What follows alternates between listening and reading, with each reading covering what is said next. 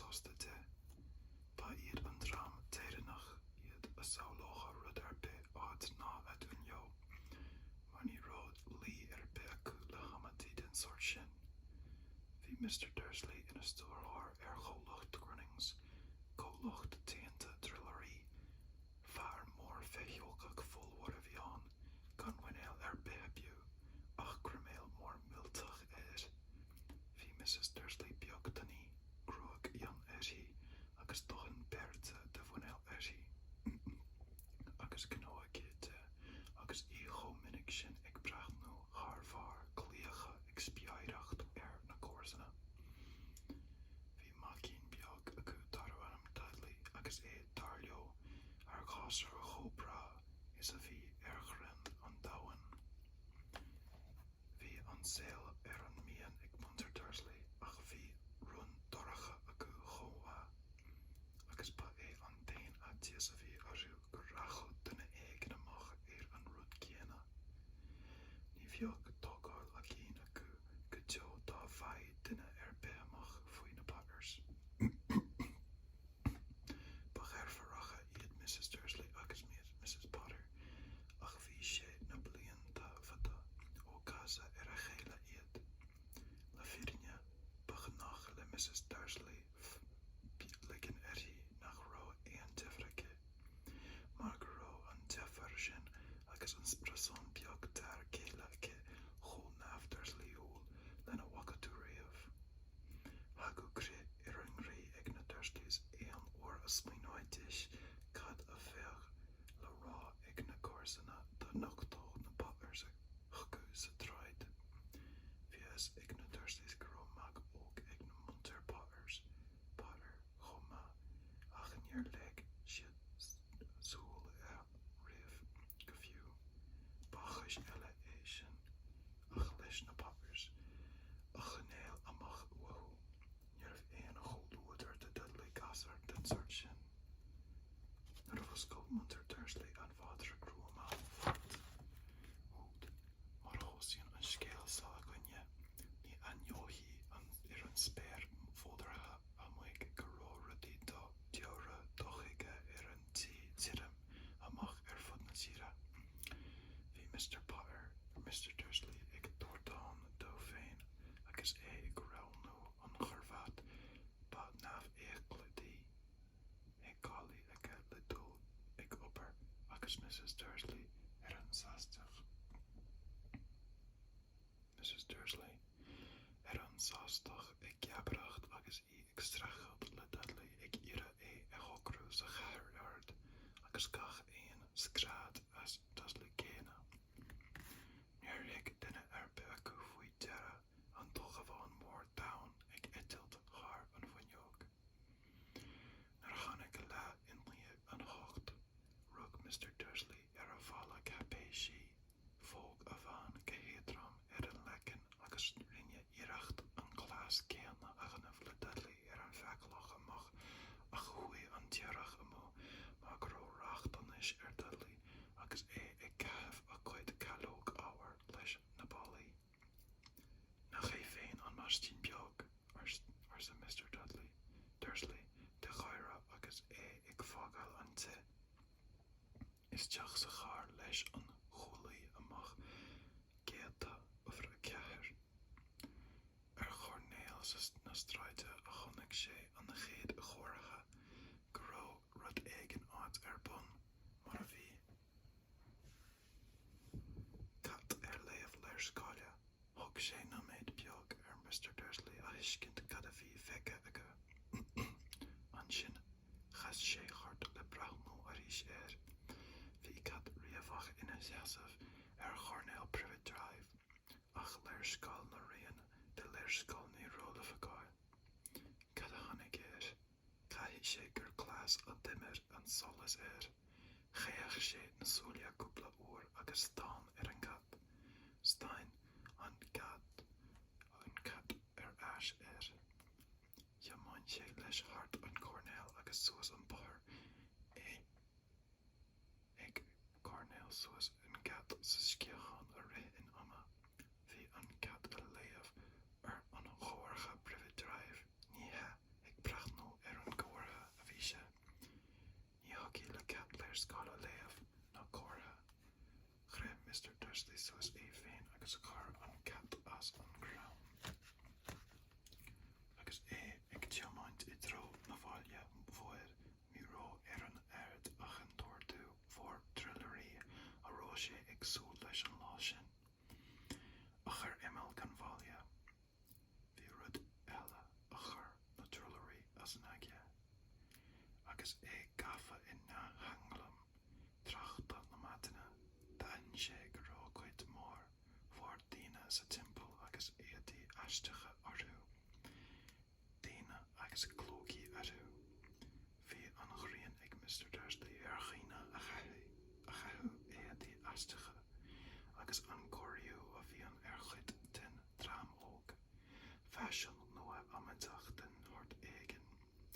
Beag geal bhí sé dromadóracht lena bhara ar an róstúra nóir a lí an húil. Ar chniú beag den na daoine aisteacha seo ina seasa faoi cúpla cos céimte. An chugar mugar arsúlacha. Tháinig óg ar Mr. Dursley nuair a chonaic sé go rá duine nó beirt acu nach rá óg a chorbe go deimhin féin bheag an fear sin níos sinne ná é féin agus ceamh clóga glúisinne glasúine mar chur go mbeadh náire ach an sin rishi le Mr. Dursley gur docha gur feachtas amintach poblíochta a bhí an. Seans gur an bailliú go dochais éigen a bhí na daoine sa gan áras sin an mhainniú a bhí thosaí an tracht ag luaiseach tar éis agus ag ceann cúpla nóiméad bhí Mr. Dursley ag casú isteach ag garchlas Grunnings agus an intin ar ais ar na drillerí. Bhí sé den nós ag Mr. Dursley sí agus a chrim leis an bhainneog. Chus ina ábhaigh ar an léú thar lár mar a ché sin b'fhéidir nach mbeadh sé chomhfurasta aige a intín a chanéal ar na drillerí an bhaidin sin. Ní acha sé seán le chomhcháin ag eitilt thart an lámháin. Ach tháinig daoine sa tráid a dhéas iad. Bhí daoine ag bainteáil agus ag breathnú suas agus an mail ar oscailt fad a bhí óghabháin in naíoch óghabhain ag scineoch thart as a ceann. Ní acha mór chuid óghabháin riamh chéine san íche féin ach ní raibh óghabháin ar bith ag gur isteach ar Mr. Dursley ach ag ceamh na matana mar beagánach leis. Beag a ligean ar chuagar agsúla den oireann. Roinnt gléanna go chuin a chuineamh a bhí fíorchaochtach agus córbeic eile a ligean. Bhí ardal giomar go chamlóin nuair a shiel sé na cosa a dhíneach agus bonóg a chéanach dó féin I siopa an bhacéire trasna an bhóthir. Bhí Dermot glán déanta aige de lucht na clógaí go dtí a ngeici sé chart le dramacu taobh amlaigh den siopa. Chas sé súil mhorb orthu agus ag dúil thar braid. Ar chuma éigean chuir siad míchuimhneas bhí an drám só freisin ag cogarnach go hanamniú éidirú féin agus gan canna bailiúcháin na feicáil dubh na bán. Ag dúlharstú arís ar an bhealach ar ais agus donna mór I mala leis tháinig córacail den chóra a chuige na Potters go tíreach siad an rud a chúla mé. Sea amach Harry. Stop, Mr. Dursley. Tháinig tón mhór eagla Dabhairg sé siar ar an lucht cogarní mar a bheog sé ar tíread éigean a ráileo. Ach daithrí sé an intín trasna an bhór leis an ruaig agus suas chuig an oifig thug ortú gearisc dá rudaí gan bheith ag gur isteach Darcy. Gohan agus bhí beag nach ré ag dáliú an ifirbhaile féin nar tháinig mallart aignatá. Leag sé uí an gohan agus thosaí ag slíochach a churméil ag smaoinmh níthe bhí sé amatachacha slenne coitinta go maith é Potter. Chaithfí sé go raibh cuid mhór daoine den slenne sin ann agus mac acu dara anam Harry. Anois ó smaoinigh sé ní raibh sé cinnte ar fad gur Harry a bhí ní acha sé an gás a riamh go fiú. B'fhéidir gur Harvey a bhí nó Harold níor fiú bheith ag gur imní a bhain an tí leis. Hagu an choirí ití éon uair a luafaí an deimhir agus cé a thugu ití é. Tá mbeadh deimhir mar sinnacha féin ach fós féin na daoine sa a rá na clógaí itú. Ba checrach mór a intíonn a chanéal ar na drolarí tróna agus nuair a d'fhág sé an foirgnamh ar an gcuig a chlog bhí sé fós chomh mór sin trí chéile gur bhfuil sé díreach i gcoinne duine éigin taobh amuigh den doras. Brán orm ar seisean de gnúsacht mar ní rá ann ach nár le acu an feaراíon beag éasta leis an tuairt ó banú as. Bhí sé cúpla second sular aithne Mr. Dursley gur clóca cogur chorm a bhí a chaitheamh ag an bhéirín céanna. De réir dá riamh níor chuir sé as tá a churbe gur bheag nár léigi an go talamh é. Go deimhinn féin, tháinig Eve gheall ar an aghaidh agus ar seisean de chomhcaol a tharraingt ard na líne a bhí ag dulthart. Ná beag brán ard ghine chur mar ní churchaí an saol as dámsa inniu. Beag luchar ord mar tá mac an téúd eile bailithe leis faoi deire. Is é an lá geal é fiú go bhfocal de leithéidse agus ba chóir é a cheiliúrtha agus a tuisc an seandanna baróg ar Mr. Dursley hart ar a chorm agus dimí leis. Fágadh Mr. Dursley ina stac. Bhí dústran sér i níag baróg a bhreith agus mar a rá dúil amú tug a mugil cibéigin sort anam é sin. Bhí an suach feite aige rinne sé ar an luastáin faoi dhiachmhar agus thug aghaidh ar a bhaile. É ag súla gur samhlaíocht a bhí bíodh gur trochmheas is mó a bhí ag ar an tabhlaíocht go dtí sin. Agus é ag dul isteach géad a bhar a ceathair cad a deice sé roimhe rud nár thug éon ardú meán mandal ach an cad riamhach céanna ar thug sé suntas dó ar maidin. Bhí sin anois ina hí ar fála an Chardín. Bhí sé cinnte defa gur bheith an chad céanna é. Bhí na stríocha céanna ar hart na sólia. Scoot arsa Mr. Dursley os ard. Nuair fóg an cad ach súil leathmhorb go leor a thabhairt is isteach na tríthe iad sin an cad arsa Mr. Dursley leis féin. Chris sé suas é féin agus le é féin isteach. Bhí sé de rud aige i gcónaí gan dada a lua léna bhean. Bhí lá jazz normalta ag Mr. Dursley, Mrs. Dursley. Le linn a dinéir níor a stop sí ach ag caint ar a man bhéal doris agus an trapláid a bhí sí fáil ón inion. Agus mar a chuid Dudley chun stalga inniuaríis. Níorlaigh Mr. Dursley dada ar féin. Níor a cura Dudley a lí bhfuil sé isteach sa seomra slí go bhaigh sé an chud cheannacht den nuacht. Agus mar a goscail tá fátheoirí éan is as gach ard an tuairisciú go bhfuil ampar an aisteach faoi ulchabhain na tíre inniu. San ihe is mó a bhíonn na chulchabhain go níomhach agus is fíoránmh a ictar sa lá iad. Ach tá an na céad tá tuairisc tagtha isteach ó dhaoine a chumnig ulchabhain ag éidealt hart in nach tro ó éirí gréine le.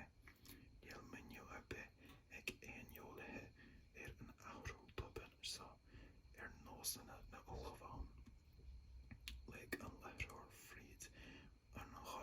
air féin anna aisteach go tá, agus anis beag scéile na haimsire ag an ó Jim McGuffin. Anna méid sé I gabh tuile ó chomhain na nacht a Jim.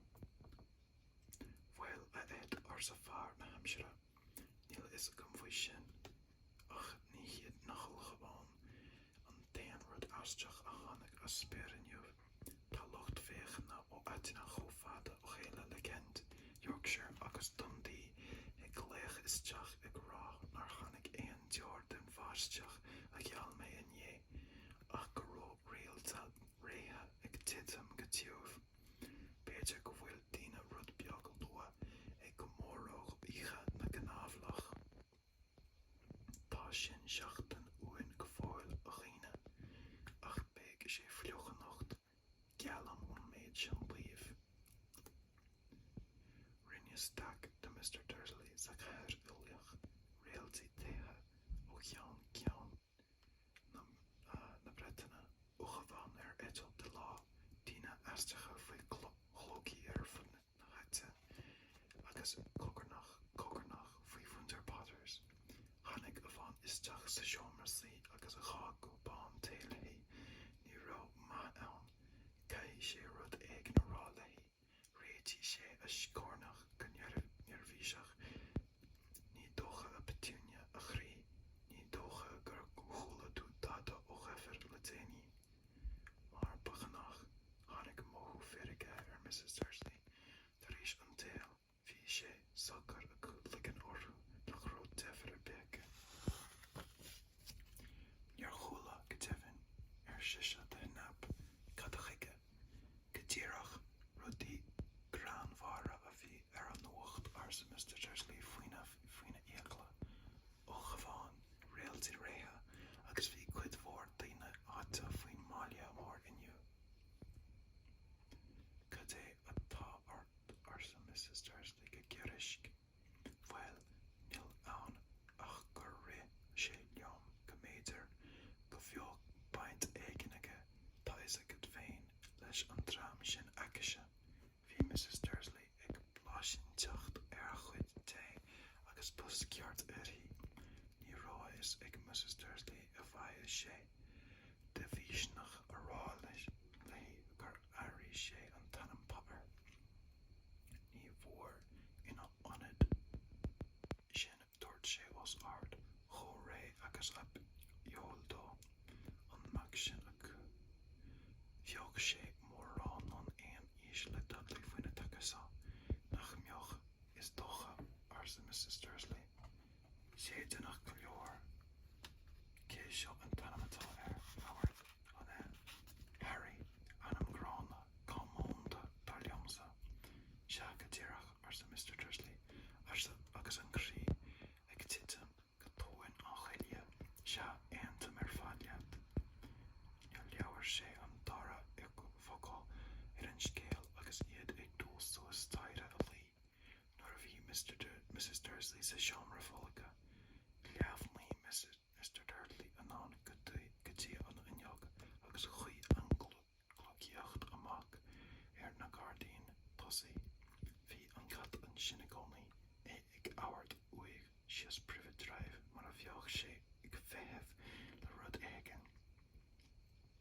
An éab a bhí rudaí a shamhlú dó, armh éidir go raibh baint ag na cúrsaí seo le Winter Potters.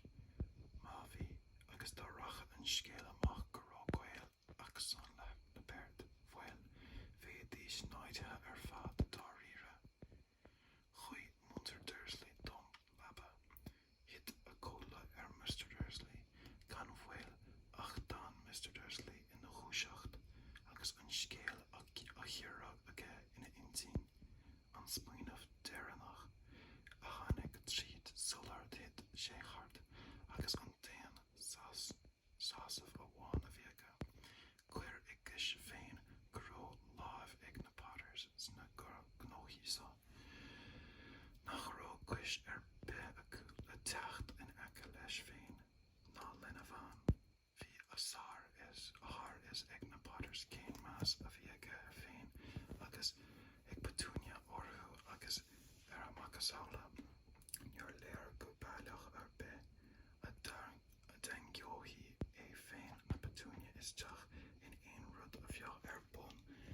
rinne sé manfach agus dombí hart sa leba, ní bhainhíonn sé leo all gná má.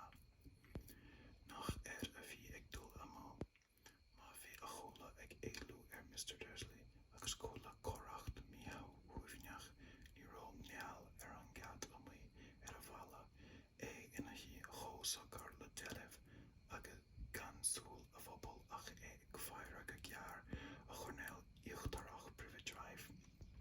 Arad is crán níor a buanú as nóir a flab doras glúis John sa chéad straid eile, ná nóir a dimí cúpla uchamháin ag lúsca chart as a ceann. Go tefin féin, bhí sé ag bre suas an bhean íocha sular chur an cad cóirde. Láithrí fear an gurnéal a bhí faoinas thuail ag an gad. Láithrí sé chó Robin, ciúin sin gur chóil leat gur aníos as an talú a d'éirí sé, chanig goirí in éireabáil an chat agus a chailí na suile aige. Ní achas riamh Privet Drive mac a saoil an iar seo. Bhí sé ard daní agus an seán de réir cosúlachta. Mar bhí a chuid cruaige agus a éasá hólia. Agus iad a réan chófada go rá siad saite faoine chrisaige. Áwas is há bhí róthaí fada agus clóca coracha a bhí ag scuaba an talamh agus buta sí a rá sala arda orthú agus buclaí. Bhí a cháthúil éadrom goram, iad a rinca is ag spracharnach ina cheann taobh hir de féire lechalaní agus bhí a thrón fada agus í sort cromógach mar a bhris í dá nó a trí dorinta Abbas Dumbledore ab ananta. Nuair léir Abbas Dumbledore gur tháinig sé gród leacha na sráidte sa ag dochail ribh féin agus ribh gach ar bain leis ó anam go búta sí, thosaí sé ag búrseáil faoine chlóca ag lorg rud éigin ach ba chosúil gur tháinig sé gur ráthas ag breathnú mar d'íoch sé suas go tapan ar an gad a bhí fós ag steanú ó uachtar na sráidte. Fuair sé gréan éigin sa charach céine. Ba chailí leat rinne sé sglógach gaiire agus dúirt faoine an áil nar chur go mbeadh a isagam. Fuair sé an rud a bhí uí, is tí i bóga a oscaile, ba gheall le stór túir tutaní déanta as airgid, doscail sé talascail Dordaí san agus las dismach chuí an lampa sráidte ba chaire dos na beag rinne sé an glas céine agus a bhuch an dara lampa sráidte chá uair deag fad a d'éirí sé an chur aisteoir gotí nach ró de chair se faga an sráid. A chá fuinte bheaga bhí decha a muochas mar a bhí súile an chait agus ag fáire an té a dechi amach an inneoganas anis. Dá bhá Mrs. Dursley féin agus na súile beaga beoratha aige, ní eici sé dada dá mbeoch súl chias an chosán na sráidte. Sleamhnaí Dumbledore an chur aisteoir eise faoine oscail agus thug an trád a níos féin ag déanamh in uimhre ceir agus bhuail faoi a mála le háis an chait. Níor ábhar sé an gad ach tar nóméid bhí go leabhar sé leis. Bhfuil ní ró aon súlagam le a Olaf McGonagall. Chas sé chart Eve áit éigen an gad ach bhí sé imime bhí Eve aníos le bán a bhí staidirach go maith a gcosúlacht agus spéiclí cearr nógacha isí a bhí déireach aon gró leis an sríoga a bhí chart ar thuaille an chait. Bhí clóga ar héise chomá, clóga glúasúine. Bhí grúig uamh isí ach í ag tarrainge siar ina gcócán docht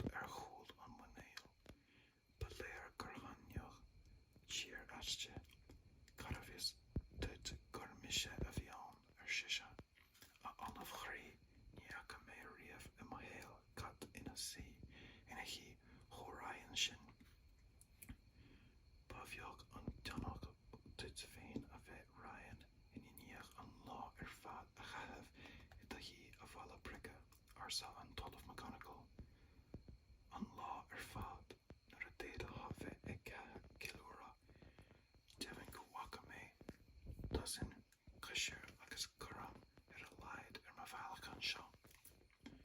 Chuir an talamh McGonagall sédan isteach fearg ó tá an saol mór ag ceiliúradh ar nua ar siise go geirisc Hilfa go mé an Latína rud beag níos cuireamí ach gan áras níl go fiú na mugall nach bhfuil sé tugadh faoi deara acu go bhfuil rud éigin ar bun.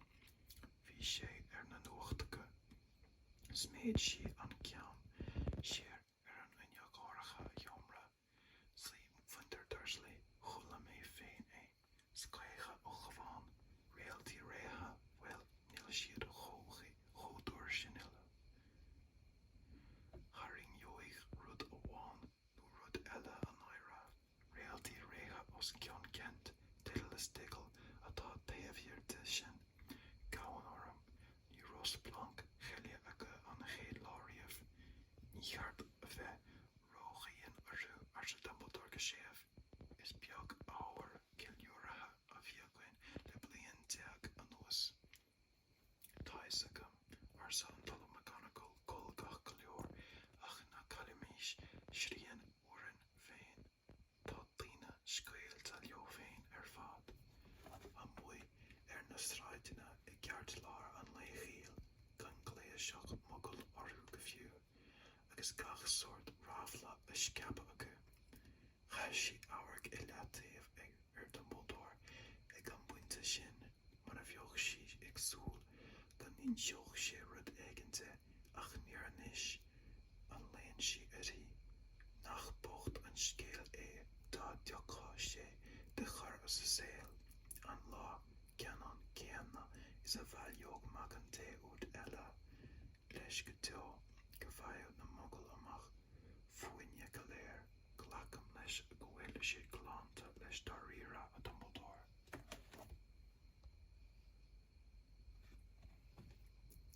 Tá an chumas sin go deimhin ar sa Dumbledore agus is mór an solas den é gan éon áras ar bhailiad Sherbert le Mainte ceart Sherbert le Moite il seachta chuid na mugall a bhfuil dúil mhór agam féininte. Níor mhaith go raibh maigad ar sa an talamh McGonagall go tuair anan is a rá nar a bheith an tam é le bheith ag Sherbert le Moite mar a dúirt mé chur i gcás féin go bhfuil mac an taobh eile clánta leis.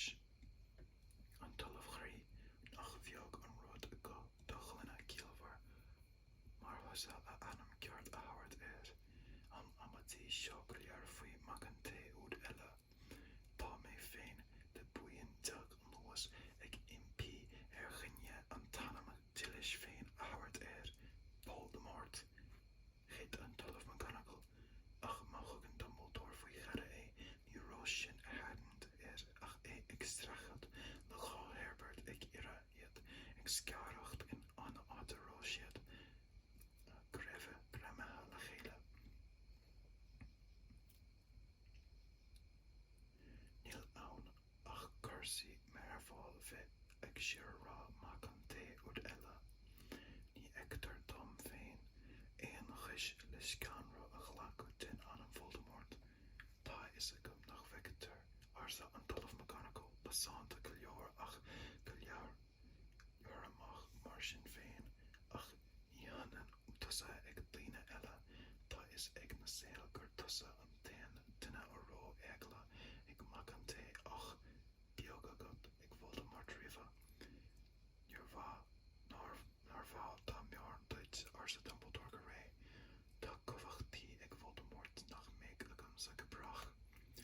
Díreach má go bhfuil tusa bhfuil ró úsú le leas a bhaint aiste.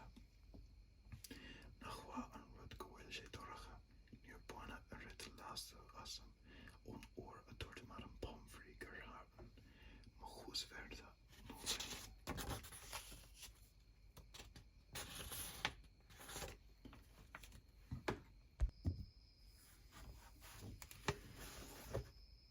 an talamh McGonagall súil dhearr de Dumbledore agus dúirt ní dada iad na chomháin le taobh na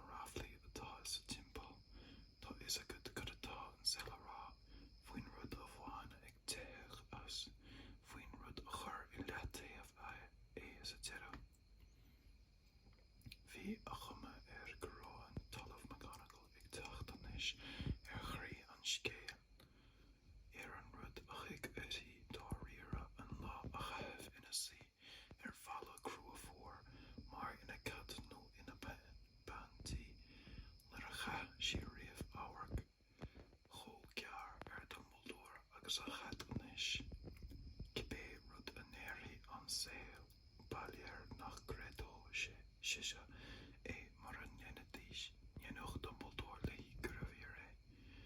Ach bhí Dumbledore ag beag Sherbert na muide eile agus níor ragar sé.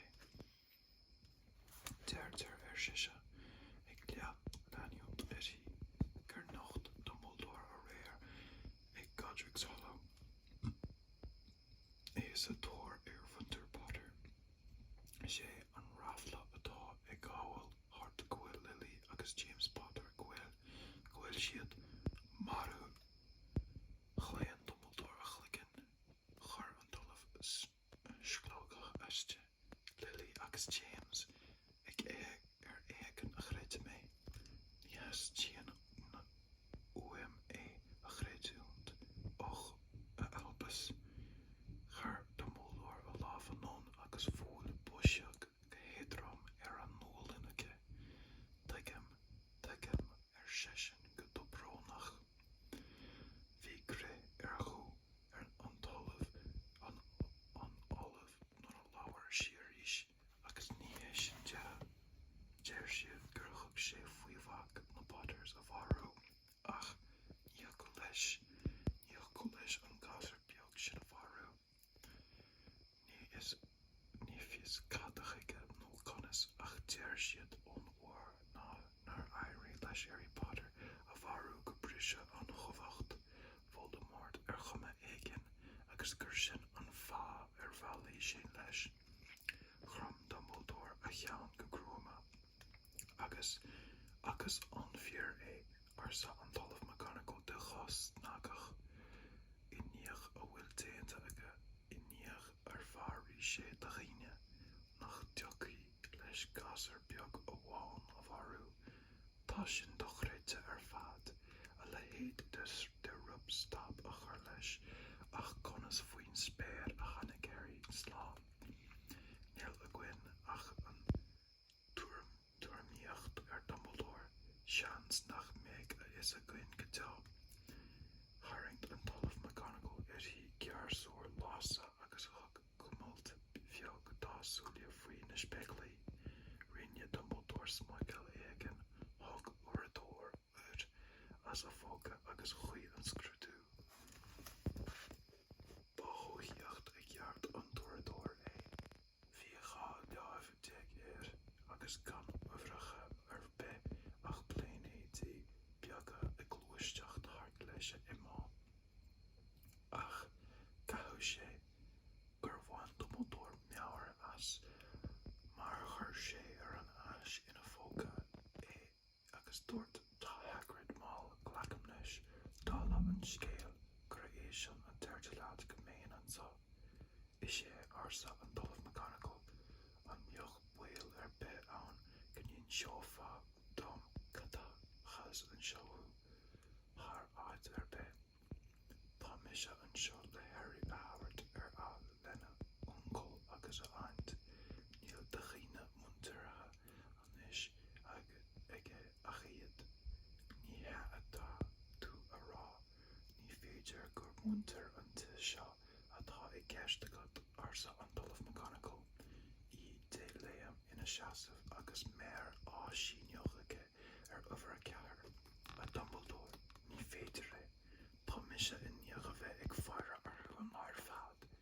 Ní bhaigh faoin dó dahain beart is neamh chosúla linne ná iad. Agus tá an mac seo go chonig mé é ag leascú ciceanna lena bhathair ar fad na sráide agus é ag béiciúil ar bhíl seáin. Agus fása Harry Potter a thabhairt leis seo a chomlainn. Is sé an áit is bhearta é arsa Dumbledore. Go teangainn bé uncle agus a aunt ábalta an simlám a miniu dó nuair a bheas sé níos sinne. Tá litir scríofa agam dóibh. Litir arsa an talamh de cholág í ag búile faoi ar an mala a ríist agus an dóilead in á riire a Dumbledore gur féidir an scéal seo a fad a bhainiú i litir. Ní thuige an líne seo go deo é. Bé imrá mór leis bé sé sa tain mar go deirtear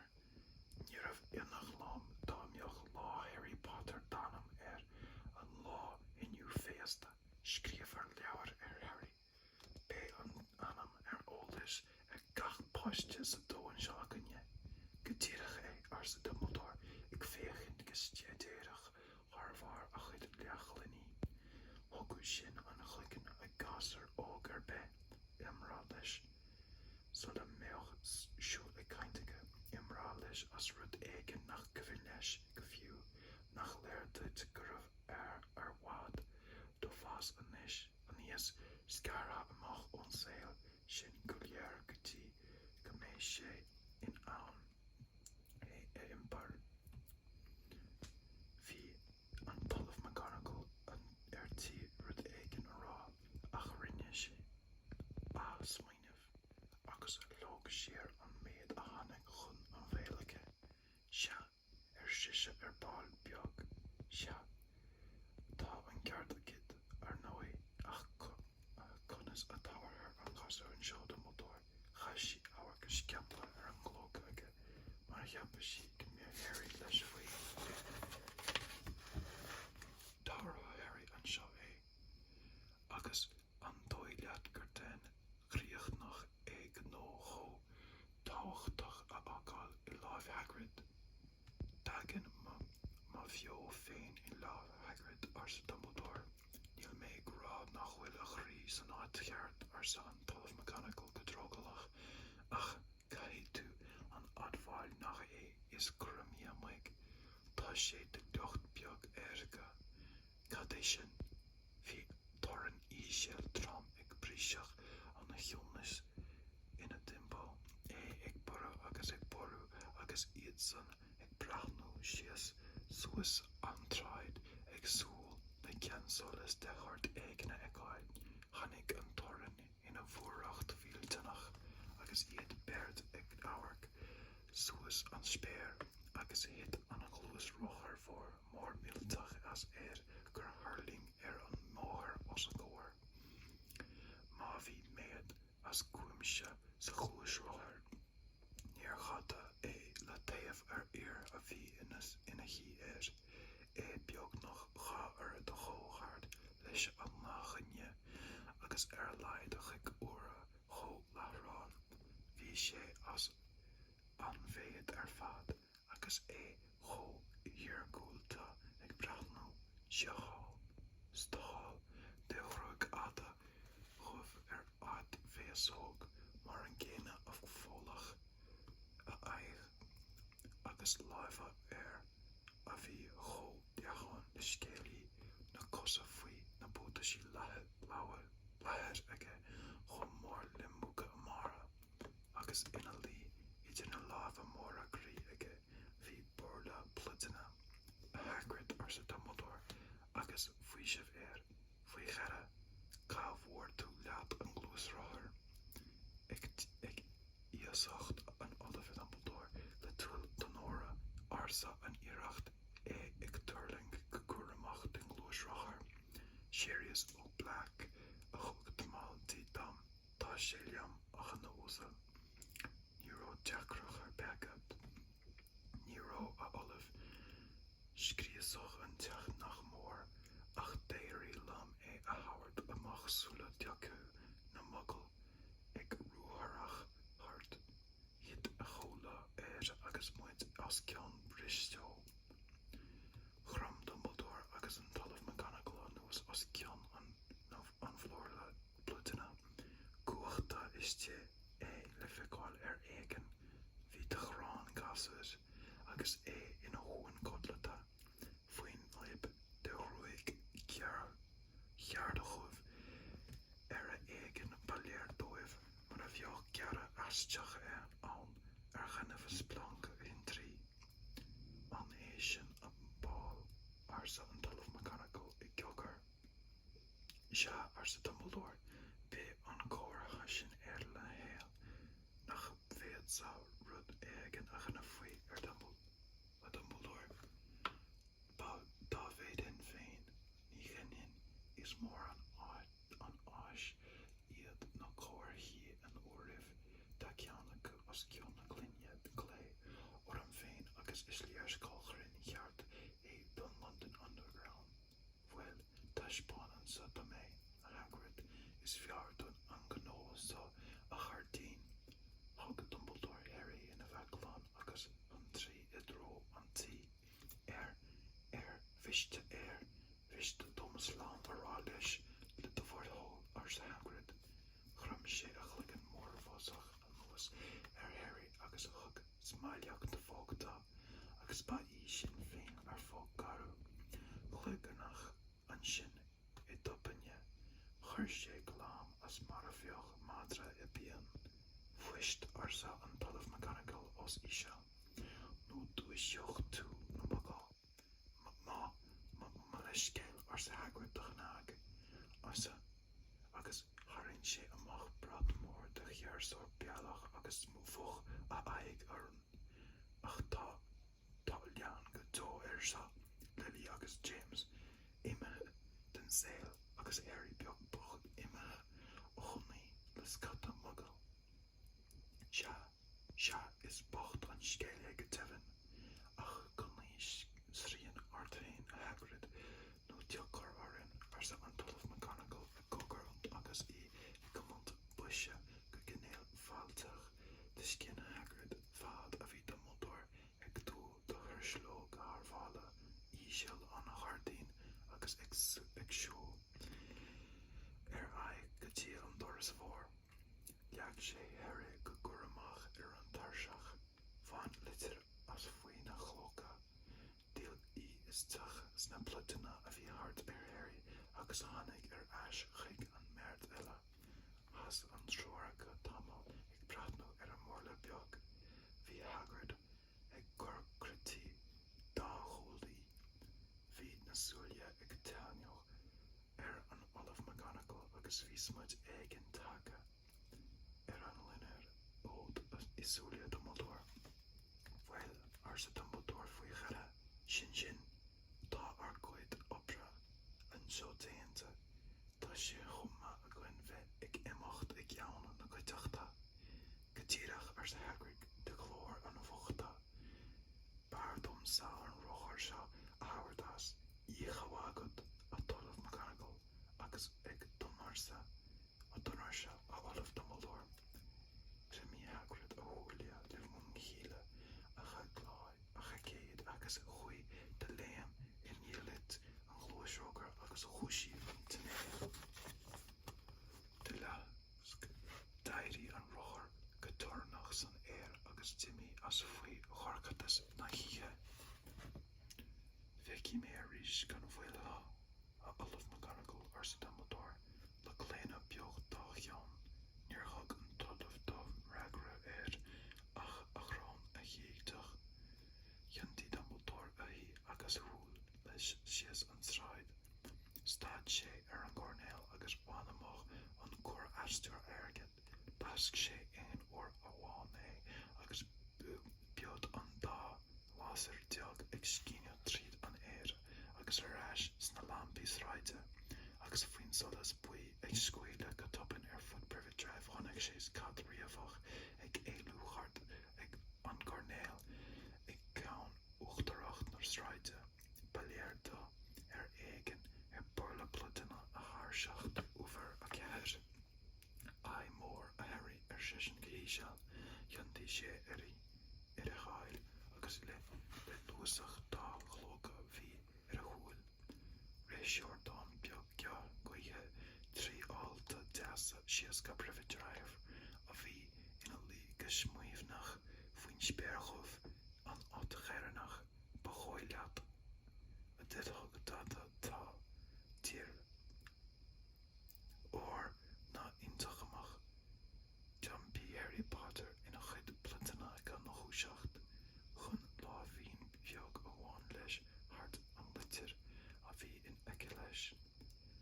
Ach chodail sé leis gana isaige gur chuine a le é. Gana isaige go raibh gaiir a bhór leis. Gana isaige go mbeag sé ag dúiseacht faoi cheann cúpla uair an chloig nuair a licí Mrs. Dursley scradaiste ar oscail an doras de leis na buidéal bhaine a chur amach. Gana isaige ach ó beag go mbeadh éir a chain an chéad go cúpla seachtain eile a thabhairt agus an chóil ceathair